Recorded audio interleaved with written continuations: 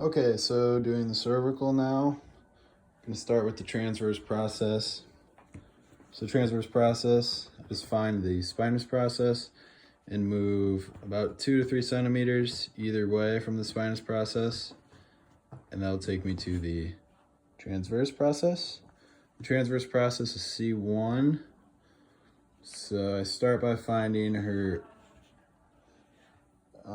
external occipital protuberance, which is kind of hard to see with all this hair, but on the back of the head here, and then I go down from that.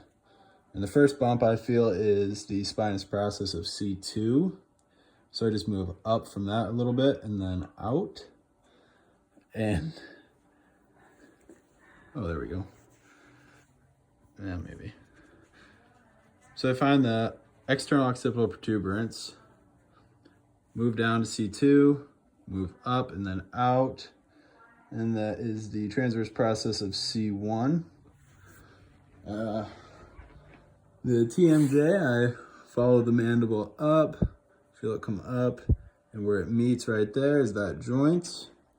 Then if I go right behind the ear, the bony part sticking out, the mastoid process, which I can follow the mastoid process right along the nuchal line, which takes me back to the occipital protuberance. And then if I have her flex her neck a little bit more, I can feel her nuchal ligament running right down from the external occipital protuberance. See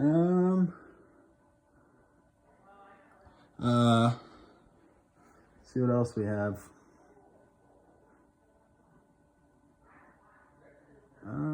Did that one.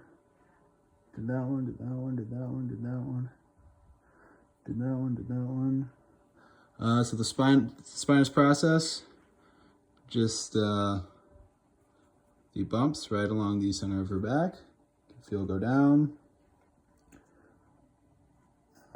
Spinous process is C2. Start at the external protuberance, move down, and then the first bump that I feel will be C2. Spinous process C2. And then if I just count down, and the last one I find is C7. So if I move one up from that, and then have her extend her neck back, then I feel C6 disappear and C7 stays there.